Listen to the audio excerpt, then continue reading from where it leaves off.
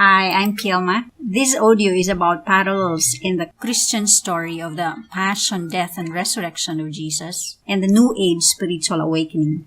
I know some of you may react to the topic.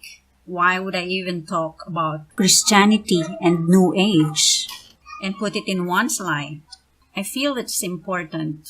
We are body and soul. Our soul has no limitation. So why would we limit ourselves from the wisdom that is out there in the universe, in the world? I've learned about love and spirituality through Christianity. I'm a Catholic Christian. But at a time of crisis, it was spiritual awakening that got me out of it, that helped me open my mind to understand spiritual truths from scripture and other inspired writings in relation to myself, apply it to my life so that forgiving others and myself is not just a Christian thing to do, but it's the most practical and liberating experience. And the discovery of love within, self-love, was the most satisfying experience.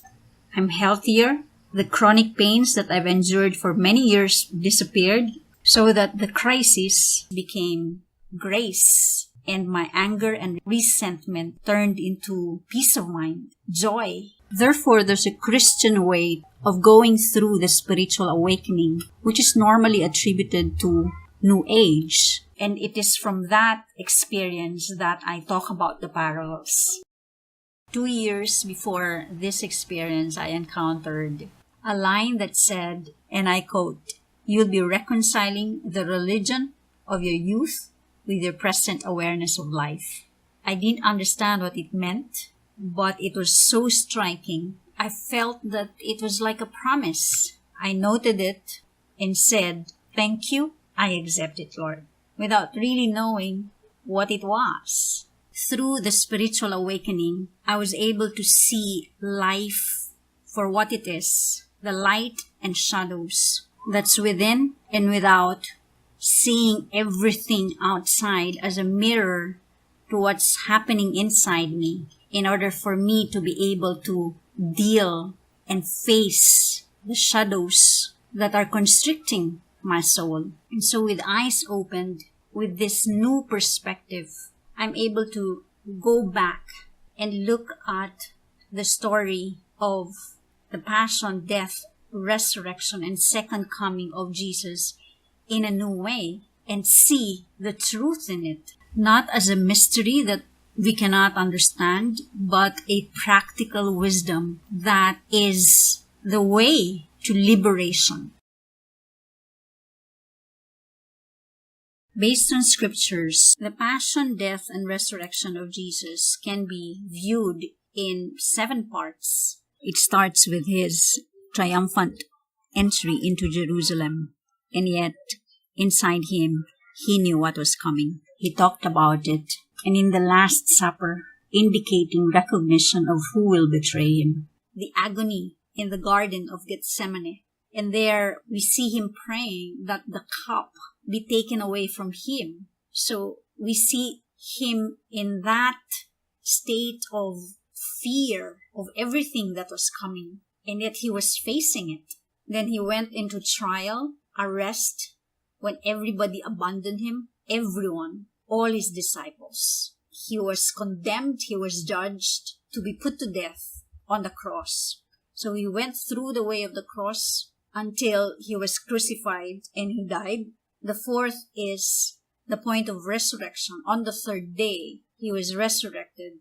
Today, we have the Shroud of Turin. I think it was in the late 70s when there was a team of scientists, archaeologists, physicists, chemists, expert technical photographers, and other scientists coming together. They came from various denominations, religions, different nationalities. They were all skeptical at the beginning, but they came and said yes to the project and finally realized that they were on to something bigger than anything they have handled. They found out that it was not a fake, it was not a painting. There is no machine available today that can produce such an image. The findings was that The image was formed as a result of a burn or a scorching of the top layer of the linen, which was caused by a burst of radiant energy emanating from the body, like a second of white bright light, happening when the body was elevated and separated from the cloth. Today we have biologists like Dr. Bruce Lipton who would tell us that we are made up of 50 trillion cells, in that there are over 150,000 different proteins. It is energy flowing in water. Imagine that pressure and temperature bursting out. It was not really this scientific explanation that convinced me of its authenticity. It was my experience of it way back when I was in college. I had my first encounter with the shroud through a book, and it described graphically what must have happened to the man on the shroud. It touched me so much that I was crying much of the time while reading it. And then, 10 years after, I was in Rome. Somebody invited me to go to Turin. And then while we were going around the city, we entered this church, and my companion told me, "This is the Shroud of Turin."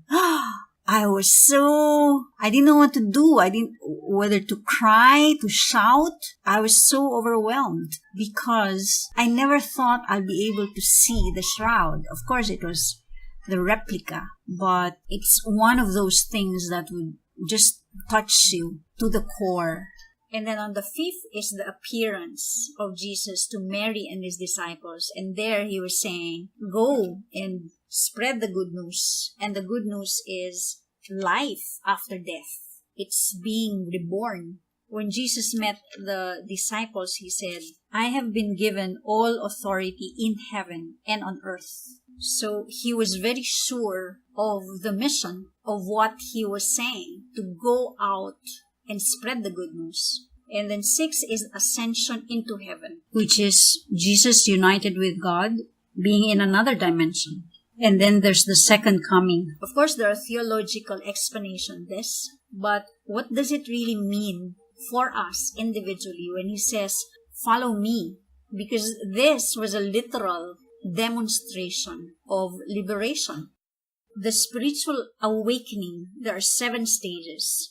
In my own experience, there were shifts of 7. Notice that 7 is a very important number. Even in the death of Jesus, we are commemorating the 7 last words. The meaning is, it has to do with higher consciousness. So there are 7 stages in spiritual awakening. For those of you who would like to go deeper into that, you can check out the first video.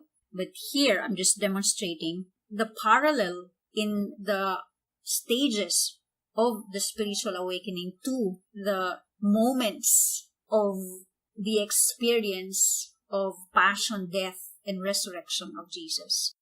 In the peak of discontent, we sensed doom.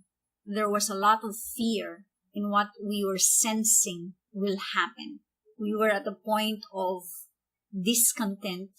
We've done everything, and yet there is this unhappiness, there's this dissatisfaction, realizing that money or positions or being known does not really give you the happiness that you're searching for. There's that, is this it? That's the first stage, the experience of panic, of doom, of fear about what's coming. And yet, you know very well that you want something else. You want something more in life. You're asking, is this it? You're basically saying you want change.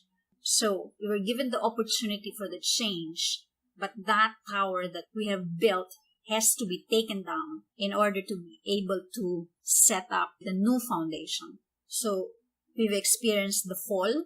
Our world is crumbling. We've experienced rejection, abandonment, and failures. That's the fall, which is similar to the experience of Jesus of rejection, of being judged, of being condemned. The third stage is our experience of healing and purging, which is basically the dark night of the soul. We come face to face with our shadows, with our pains. There's that feeling of being crucified, of being persecuted. That was the death of our ego. And at rock bottom comes spirit. As Jesus was resurrected with energy, ego meets soul, and you experience self-love. And this energy of love changes you completely, your whole perspective of yourself and the way you look at the world, the way you look at others, the way you look at life. And from there, we ask, what's our purpose in this world? And our soul helps us remember it, bring it up to our consciousness.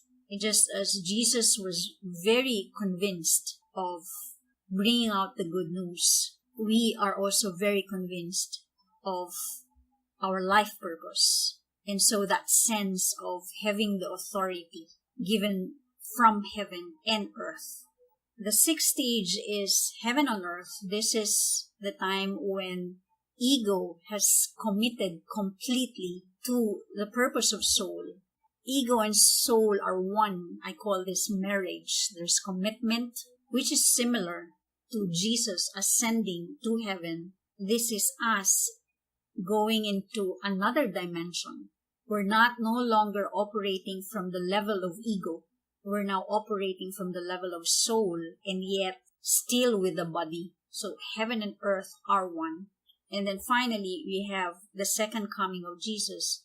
In our case, in this lifetime, it is emergence as a new you. This is your second chance at life. I'm now 49. And so the question is, what's my life gonna be? How do I want my life to be in the next 50 years? I like this numerologist. She says that 49 and 50 are the most important years of your life, because that is when you really decide. You really remove all the shoulds in your life and maintain only that which serves the purpose of your soul. So that's emergence. That's your second coming. That's it. Thank you for listening. If you're interested in more intuitive poems, there's a book that I just published. It has 75 channeled poems. There are links below in the description box. Feel free to check it out. If the videos are helpful to you, do share it with someone that it will be helpful to. It's like helping others while helping yourself. Okay, that's it for now. Hope to be with you again next week. Bye. Have a great day.